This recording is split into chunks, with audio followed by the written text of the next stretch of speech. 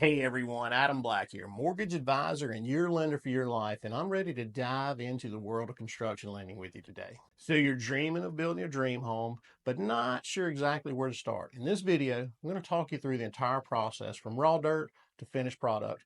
And stick around to the end because I'm going to tell you one big no-no for building a custom home. But before we get started, you know the drill. Give us a like, hit that bell, and as always, please leave comments. This video is a result of a comment from another video I did, and I like to know what you guys want to learn so I can continue to bring valuable content.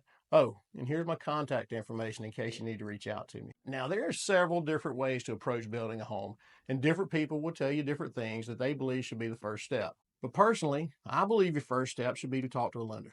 They're going to help you figure out how much of a permanent mortgage you can be approved for, or better yet, how much of a mortgage that actually fits into your budget. This is going to help you back into how much home you can actually build once you begin to talk to a builder using one of the things they will be able to provide you with fairly quickly in your conversations with them. Not to mention, by doing this, you're taking care of something most banks are going to want called a takeout letter. This is a letter that states once you're finished with construction, you will qualify for a permanent mortgage, like a 30-year fixed rate conventional mortgage that pays off their construction loan. Next, it's time to find your builder now. There are all kinds of different builders. There are guys that are true first-time home buyer builders. There are spec builders who will build you a custom home. And then there are true custom home builders who can build you anything you could possibly imagine. Which one of those you want and need is probably going to be based off your budget.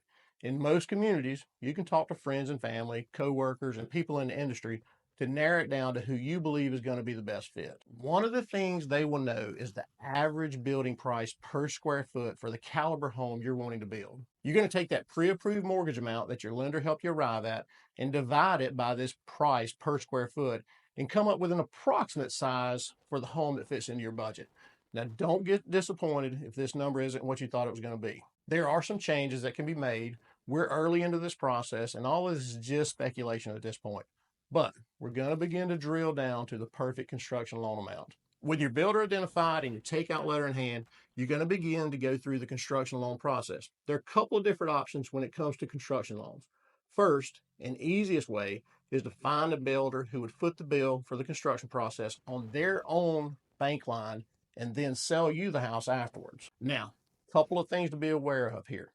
They're likely going to want to do it in a development where they know they could sell the property should you decide not to close. They're also going to request a fairly large deposit. Again, they're just planning ahead and making sure they have a contingency plan. The last thing a builder wants to do is paint all the bedrooms pink, you decide not to close, and then they have to go back and paint everything a more neutral color. They want some reserves there to help them with these changes they may have to make. Which, by the way, using this method, your builder's probably going to limit you on just how custom that home can be. The next method, and the most common, is just a traditional construction loan followed by permanent financing, which you've been previously approved for to pay the construction loan off.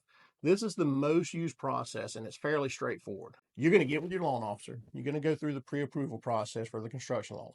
During that process, they're going to explain to you their bank's parameters, and every bank's different. But most are going to do a 12-month construction loan with a draw type loan.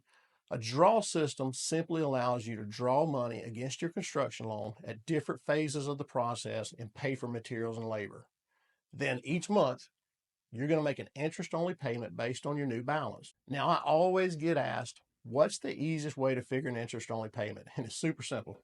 All you do is take your balance, times your interest rate, and divide that by 12. So let's just assume you've drawn a total of $200,000 this month and your interest rate is 7% on your construction loan. You're going to take $200,000 times 0.07. That's going to give you $14,000. Don't worry, that's not your payment.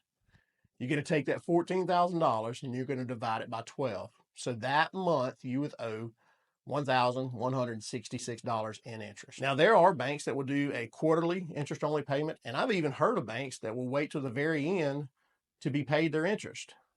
But the majority are going to use the tried and true method of monthly interest-only payments on the balance drawn. So this is what we call a construction to perm two-step process. But there's also an option that takes one step out of that process. The construction to perm one-time close, or what we call in the business a CP1, allows you the benefit of only one closing, meaning you close on your construction loan, And at the end, it's simply converted to a more permanent product like a conventional 30-year fixed rate mortgage. All other aspects of this loan are just like the previous two-step process that we talked about. The great thing about this product is you save some money on closing costs, and it takes some of the hassle out since you don't have to go through the process twice. Now, I love talking about this stuff. I'm truly blessed to have a passion for what I do. If you'd like to talk about your own unique situation, you can contact me at the information on the screen now. I'm licensed across the United States, and if I can't help you in your area, I can help you find somebody that can give you the same level of service that my team and I do. So now that you know how the loan process works, let's talk about how you prepare for that. There are 3 steps that have to happen before your bank can underwrite and approve you for your construction loan. First, obviously, you have to identify a piece of land or a lot that you want to build on. Then you're going to work with an architect to draw up your plans. I see a lot of people begin with the stock plans that you can find online for a reference point. Then they take those to an architect and have them tweak to their liking. Also, most architects are going to have past plans they've drawn and can normally tweak those to your liking.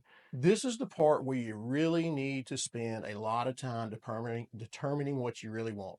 Go to open houses, talk to friends. Maybe you have friends who are in the construction business as subcontractors. Talk to them and ask them what they've seen in other houses that they liked or that they disliked. Once your plans are drawn up, you're going to get back with your builder, and they will get material and labor bids together for you. Most banks are going to have their own version of a bid sheet that they want your builder to complete. These are normally going to be in the order that they will happen during the process. For example, they will start with the land purchase. They'll move to the land work, then to foundation, then to the rough plumbing, and then so forth and so on. Most banks will also use this form to set the expectation for when they will allow draws. This is because, if you really think about it, each step is going to require the work of a different subcontractor.